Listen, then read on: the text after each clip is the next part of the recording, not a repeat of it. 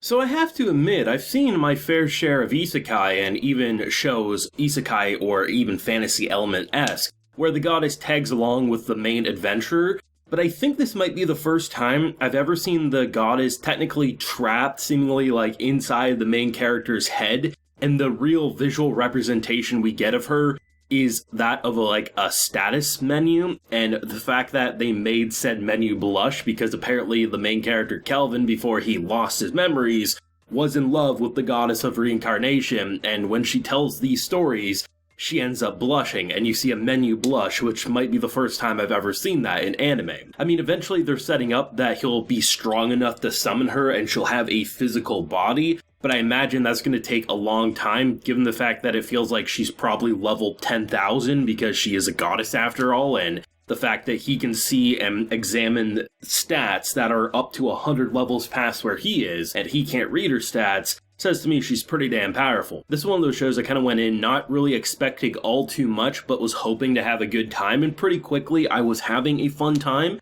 But I have to admit, leaving episode 1, even if I didn't come up here to cover this one, I think I would probably still try to keep up with this one week by week. Not only because it fits easy into the schedule, but it just kind of has a charming fun about it that it's not trying to be groundbreaking in any way. It's not trying to break the norms. It pretty much functions as any isekai would.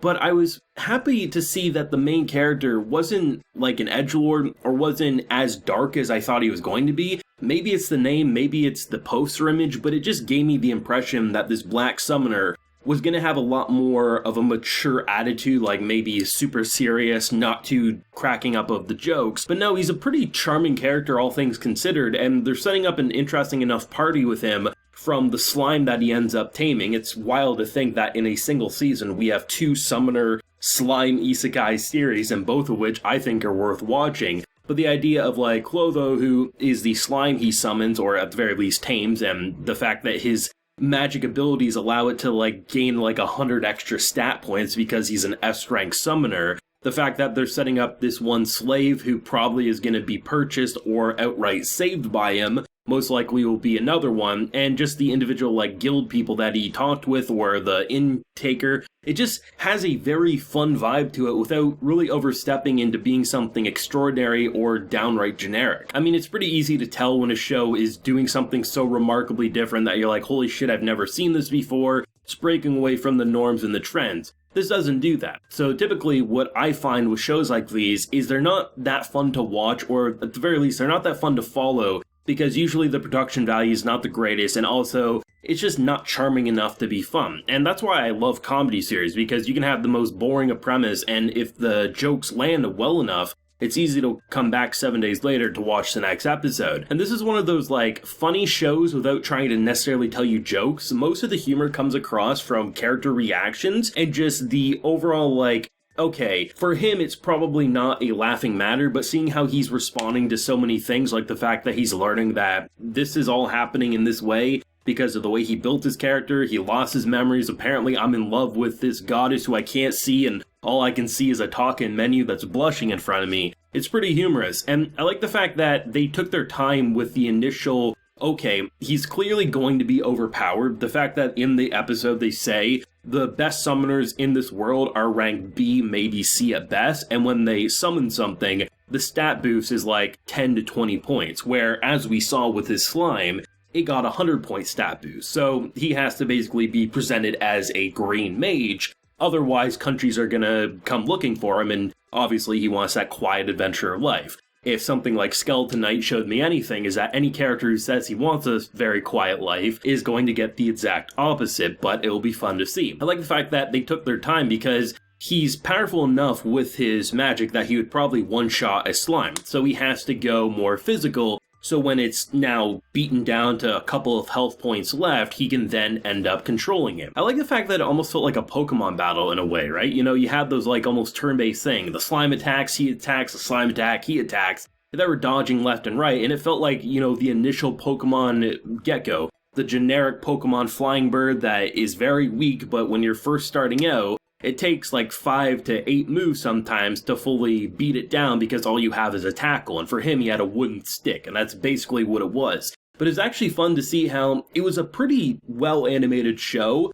all things considered, but I think the thing that really helps it visually stick out is the use of its colors. It's a pretty poppy looking show, but I think what made it help is that when they're in like the wilderness scenes, as an example, there's a lot of like trees, bushes, flowers, things like that. And I think often when you have those shows that aren't really the groundbreaking isekai of the season, the thing's really deconstructing, you just kind of have like, okay, they're just going to use one shade of green to color in the landscape, where here, there was a good variety of shading going on, which made the background detail very good to look at, and then in return, you enjoyed just seeing whatever was on screen, whether it was the simple hunting of slimes to the just general walking through a marketplace. It's just a very consistently solid show. I haven't heard too much about the source material. The people who I have heard talk about it say it's not really the craziest thing they've read. Basically, from what I can see anyway, it's not trying to be groundbreaking. Now, obviously, as plot progresses and as more episodes come out, maybe it will. Maybe it will shock us, and maybe it was just one of those shows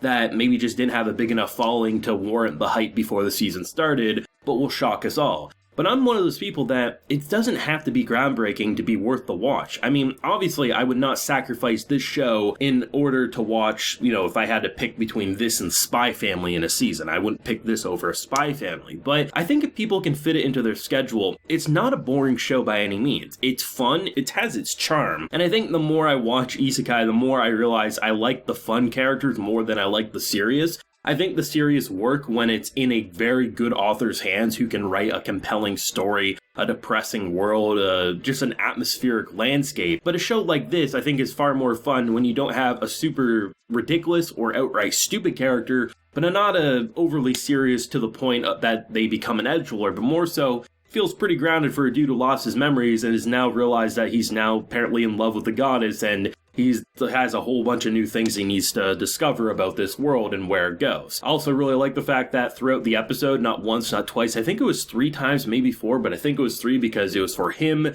the slime, and the goddess, I believe is when it popped up, the little stat menus that pop up. Seeing a bit more detail without having a character beat you over the head with explanations, you get a sense of, okay, we see where the individual stats lie and we can kind of piece together where a battle might go from here, and then that was really fun for me as someone who loves those stats, loved the kind of like RPG mechanics, so it was great to see what they're able to do with visual storytelling alone without necessarily having a character beat us over the head with information. And when they do bring up that information, it's pretty quick and to the point that it's digestible without being like, okay, you're just really dragging this out for conversation, when we can just see the slime is kicking ass because he's 100 levels stronger than every other slime around him. They did a pretty good job at like setting up the foreshadowing of like, oh, who's gonna be friend, who's gonna be foe. We saw a knight, we saw a witch looking person. They're doing a good job making me want to see where this one goes in the future. I'm not saying it's going to be the best anime of the season. In fact, it might be one of the weaker ones that I end up covering week by week. But it's such a solid watch from episode 1 that it's hard not to want to see where it goes from here. And I mean, if people are looking for nothing but masterpieces, maybe this one won't live up to that title for them. But for me, as long as it's enjoyable without making me want to tear my hair out, I'm going to be having a good enough time to come up here and probably talk about it week by week until it proves me otherwise. But if you did watch episode 1 of Black Summoner, what did you think? Did you find it a fun watch, or was it just not for you? Did you find it too boring? Let me know down below, leave a like if you enjoyed, and subscribe if you're new around here. Till next time, everyone, please take care and have a good one.